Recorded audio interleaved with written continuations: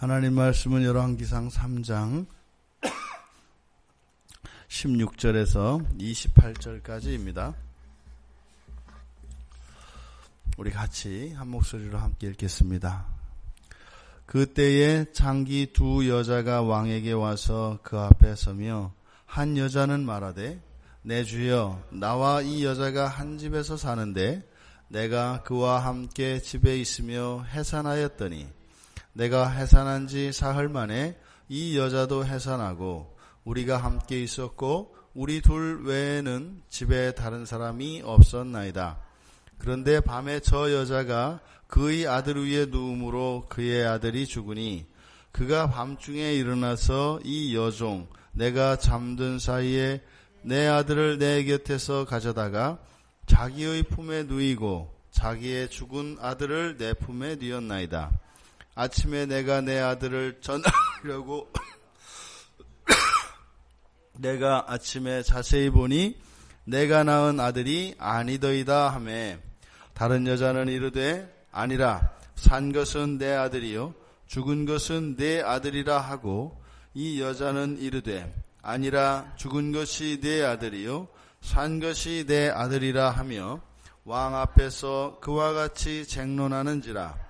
왕이 이르되 이 여자는 말하기를 산 것은 내 아들이요 죽은 것은 내 아들이라 하고 저 여자는 말하기를 아니라 죽은 것이 내 아들이요 산 것이 내 아들이라 하는도다 하고 또 이르되 칼을 내게로 가져오라 하니 칼을 왕 앞으로 가져온지라. 왕이 이르되 사나이를 둘로 나누어 반은 이 여자에게 주고 반은 저 여자에게 주라. 그 산 아들의 어머니 되는 여자가 그 아들을 위하여 마음이 불붙은 것 같아서 왕께 아뢰어 청하건대 내 주여 사나이를 그에게 주시고 아무쪼록 죽이지 마옵소서 하되 다른 여자는 말하기를 내 것도 되게 말고 내 것도 되게 말고 나누게 하라 하는지라. 왕이 대답하여 이르되 사나이를 저 여자에게 주고 결코 죽이지 말라. 저가 그의 어머니니라 하매 온 이스라엘이 왕이 심리하여 판결함을 듣고 왕을 두려워하였으니 이는 하나님의 지혜가 그의 속에 있어 판결함을 봄이더라. 아멘. 보통 솔로몬의 지혜를 이야기할 때 많이 거론하는 본문의 기사입니다. 그런데 이건 단순히 솔로몬의 지혜가 뛰어났다라고 하는 그 교훈만 얻는 것으로 우리가 이렇게 가볍게 다룰 수 있는 본문이 아닙니다.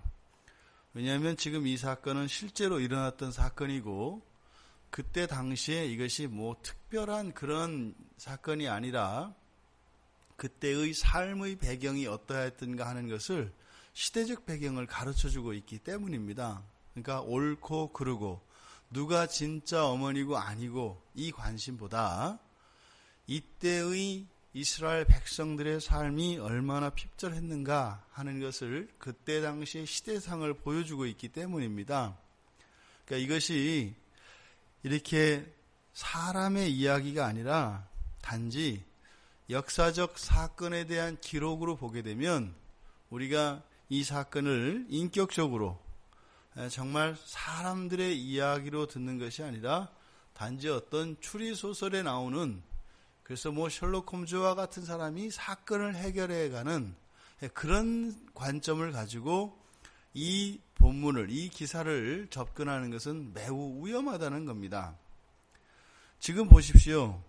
여기서 창기 두 여자가 왕에게 나와서 지금 소송을 서로 걸고 있는 장면인데요. 이때 당시의 삶이 어떠했는가 하면 창기가 되는 경우는 대개 두 경우입니다. 부모들이 내다 팔았거나 아니면 남편이 죽었을 경우입니다. 절대적 취약계층이었던 여성들은 남편이 죽어버리면 창기가 되어서 그렇게 근근히 생명을 이어가든지 아니면 거의 굶어 죽어야 되는 그때의 상황이었습니다. 그러니까 이들이 왜 창기 이야기가 나오는가, 이것이 중요한 것이 아니라 창기가 그 당시의 생활 속에서는 가난한 사람을 뜻하고 남편이 없는 사람, 부모에게서 버려진 사람을 뜻합니다.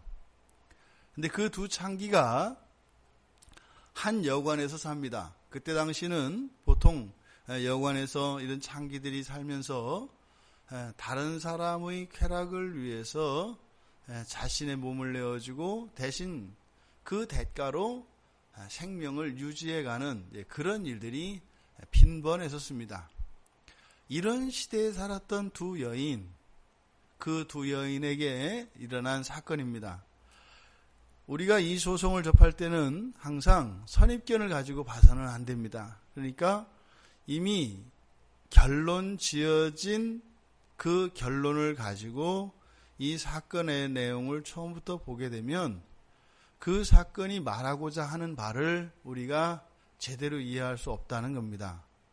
그러니까 기승전결로 해서 이 내용이 이러이러했고 끝은 이러했다. 그렇게 우리가 가볍게 볼 수 있는 본문이 아니다 이 말입니다.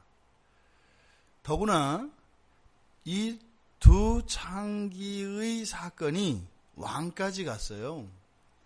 그러니까 이런 어떤 사건이 왕 앞에 가서 판결을 받아야 되는 경우는 굉장히 중요한 사건이거나 아니면 심리할 수 없는, 판단을 내릴 수 없는 그런 사건입니다. 그러니까 지금 이 두 창기의 사건은 이미 솔로몬 왕 앞에 오기 전에 여러 차례의 재판을 받았을 겁니다. 그런데요, 결론을 낼 수가 없는 겁니다. 도저히 결론을 낼 수가 없는 겁니다. 오늘날도 우리가 삼심제도가 있지 않습니까?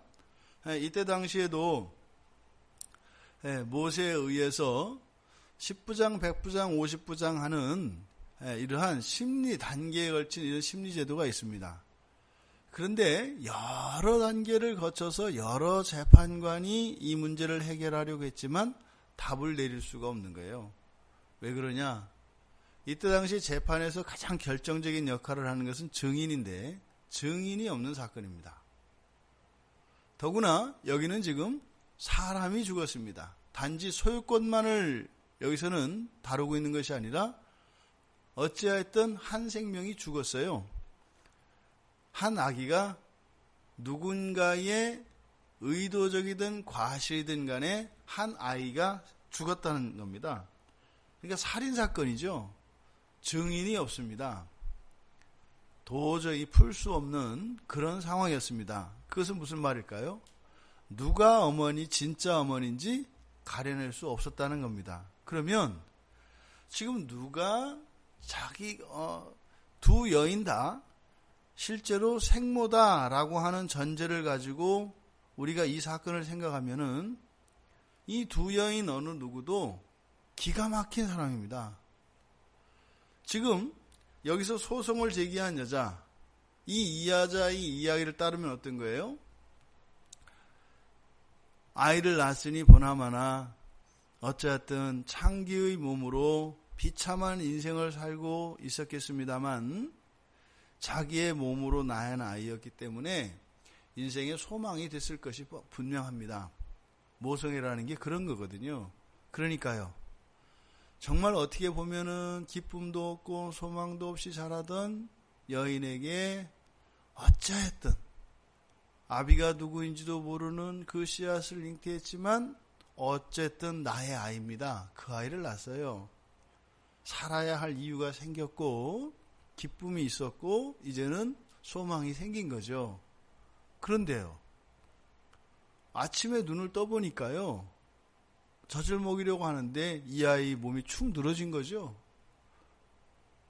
아무리 해도 물지 않는 겁니다. 죽었어요. 깜짝 놀라서 정신을 차리고 가만히 들여다보니까 내 아이가 아닌 거예요. 그러면 내 아이는 없고 죽은 아이가 지금 내 품에 있습니다. 그러면 그 여인이 어떻게 생각을 했을까요? 그럼 이 아이가, 그러니까 내 아이는 어디로 갔으며 도대체 이 아이는 누구인가? 그때 마침 그 여관 안에 바로 자기하고 비슷한 시기의 사흘 차이로 아기를 낳은 그 또 다른 창기가 생각이 난 거죠. 벌떡 일어나서 그 여자에게 찾아갈 때는 확신하는 거죠. 아이가 바뀌었다라는 겁니다. 어머니 입장에서 생각을 해보십시오. 내 아이가 지금 이 죽은 아기의 어머니인 저쪽 여자 품에 있다고요. 섬찟한 얘기입니다. 그 얘기는 뭐예요? 내 아기도 또 죽을 수 있는 거예요. 그러니 불이 나게 쫓아간 겁니다. 보니까 어떻게 해요? 그 여자 품에 내 아이가 안겨 있는 거예요. 얘기하는 거죠. 어떻게 이럴 수 있냐? 내 아기를 돌려달라. 그랬더니 그 여자가요? 무슨 소리 하는 거냐? 이 아이가 내 아이지 왜 이 아이가 내 아이냐? 이렇게 해서 소송이 나온 겁니다. 이건 제가 지금 죽은 아이를 가지고 있는 이 여자의 입장에서 말씀을 드린 거죠. 또 반대로 지금 살아있는 아이를 안고 있던 이 여자가 생모란 말입니다. 그 여자 입장에서는 이게 또 다른 입장을 말하는 거죠. 똑같은 상황입니다. 금이야 오기야 귀한 내 새끼고 그래 내가 이제는 뭐 정말 사는 게 사는 것 같지 않아서 하루에 12번도 죽을 생각을 하고 살아왔는데 그래 내가 너를 위해서 내가 너만은 나와 같은 인생을 살지 않고 나는 이렇게 살지라도 너만은 나와 다른 신분으로 내가 키워내마 이렇게 하면서 정성을 다해서 키우고 있지 않겠어요? 근데 아침인데 벌컥 문을 열고 쳐들어오는 겁니다. 옆집 여자가. 그러더니 그 죽은 아이를 데리고 와서 죽은 아이하고 자기의 그 사랑스러운 아이를 바꾸자고 하는 거예요. 그러면서 그 여자가 내 아이가 자기 아이로 착각하고 있는 겁니다. 근데 더군다나 말하기를 그 죽은 아이를 내가 죽이고 바꿔치기 했다고까지 이야기를 하는 겁니다. 기가 막힌 상황이죠. 어느 누구도 여기서는 참인지 거짓인지를 구별할 수가 없어요. 이 두 여인은요, 너무나 비참한 삶을 살았던 사람입니다. 그래서 누가 진짜 생모인지 이것을 밝혀달라고 소송을 낸 겁니다. 어느 누구도 쉽사리 결정을 할 수가 없는 거예요. 지금 이 사건이 일어난 이 시대적 배경을 살펴보면서 아까 말씀드렸던 것처럼 일반 백성들의 삶이 얼마나 비참하였던가 하는 이 상황을 통해서 사실은 이것이 그때의 시대 상황뿐만 아니라 오늘날도 다르지 않다는 겁니다. 여기서 노골적으로 창기로 이야기했습니다만 오늘 우리가 아이의 생명이 아닌 생명보다 더 중요하게 여기는 것이 요즘은 돈입니다. 그걸 자본주의 시대라고 한다 이 말이죠. 돈 때문에 다른 사람에게 누명을 씌우고 돈을 지키기 위해서 온갖 수단과 방법을 가리지 않는 이 시대, 마치 이 아이를 두고 서로 내 아이다라고 주장하며 거짓말을 하고 속이는 이 일들이 지금도 동일하게 일어나고 있는 거죠. 그런데 또 이때 당시의 사법제도가 창기들은 어떤 사람들이요? 아주 하찮은 사람들입니다. 그러니까 사실은 이게 왕 앞에까지 이렇게 올라오기도 전에 사실은 이 생모를 가려주려고 하는 이런 노력이 그렇게 일어나지 않을 법도 하다 이 말입니다. 그런데 지금 성경에서는 어떻게 해요? 그런 창기들 사이에서 일어난 분쟁이라 할지라도 어떻게 해요? 왕 앞에까지 와서 심리를 받을 수 있었다는 겁니다. 그러니까 사회가 굉장히 비참한 사회였지만 무엇이에요? 정의가 살아있는 시대였던 겁니다. 그것이 지금 솔로몬을 상징하는 거죠. 왜 이야기가 나올까요? 솔로몬이 앞에 9절에서 하나님께 구하였던 듣는 마음, 그것은 무엇을 위한 거였어요? 바로 정의의 심판을 내리기 위한, 그러니까 백성들의 이런 갈등과 이런 분쟁을 바르게 조정하기 위한 수단으로서 구했던 것이 듣는 마음이었습니다. 그러니까 그것이 지금 그대로 실현되었다라고 한 것, 그리고 왜 솔로몬이 그것을 구하였을 때 하나님 마음에 들었는지를 가르쳐 주는 것이에요. 어쨌든 이 심리를 솔로몬이 여러분들이 이미 다 잘 아시는 바와 같이 누가 누구의 어머니인지 알 수가 없으니까 그래서 사나이를 갈라서 주라고 합니다. 사나이를 갈라서 주라고요. 그랬을 때 한 여자는 아이를 죽이지 말고 다른 여자에게 넘겨주라고 이야기합니다. 그것을 지금 성경에서 보면 26절에서 이야기하기를 그 산 아들의 어머니 되는 여자가 그 아들을 위하여 마음이 불붙는 것 같았다. 이렇게 얘기를 합니다. 둘 중에 어느 누구냐 이것이 중요한 것이 아니라 지금 살아있는 그 아이의 어머니의 마음이 어떻게 한다고요? 살아있어요. 살아있는 아이의 어머니는 살아있다 이 말입니다. 그래서 여기서 마음으로 해석되어진 이 단어는 성경에서 태입니다. 태, 자궁을 의미하는 단어거든요. 그래서 창자로도 번역되고 태로도 번역되는 단어가 여기 지금 마음으로 번역된 단어입니다. 그래서 마음으로 번역한 이유는 고대에서 사람의 마음은 이 자궁에, 이 태에 있다라고 생각을 했습니다. 그래서 그것을 지금 마음이라고 한 것이고, 또 이 자궁이라고 하는 이 단어가 복수형으로 쓰이면 그것이 모성애를 나타나기도 합니다. 모성애. 그래서 아마 세번역에서는 이거를 모성애로 번역을 했을 겁니다. 그래서 모성애가 뜨거워졌다. 이렇게 이제 번역이 돼요. 그래서 지금 살아있는 아이의 어머니는 뭐가 살아있어요? 모성애가 살아있어요. 왜요? 아이가 살아있으니까 그 아이에 대한 사랑이 살아있다 이 말입니다. 그러면요, 아이가 죽은 여자에게는요, 더 이상 모성애가 없습니다. 아이가 죽었으니까요. 그러니까 살아있는 아이의 어머니는 모성애가 살아있어서 모성애가 나타나요. 죽어있는 여자의 어머니는 아이가 죽었기 때문에 더 이상 그 모성애가 있지를 않아요. 그러니까 아이를 가르라고 했을 때 그 아이에 대한 두 가지 반응이 나오지 않습니까? 누구의 소유가 중요한 것이 아니라 그 아이가 사는 것이 중요합니다. 한 사람은, 또 한 사람은 살고 죽는 것이 중요한 것이 아니라 자기 아이가 죽었으니까 똑같이 죽어서라 죽는 것이 더 중요합니다. 나누어 주십시오라고 하지만 그 아이도 똑같이 죽는 게 중요하다 이 말입니다. 왜요? 모성애가 없으니까요. 지금 살아있는 이 아이를 두고 두 여자에게 한 사람은 모성애가 살아있는 것을 보여주고 한 사람은 모성애가 없다는 것을 보여줍니다. 그러니까 뭐예요? 이 아이가 살아있으니까 모성애가 살아있는 사람이 그 아이의 주인인 거죠. 주인이 아니라 어머니인 거죠.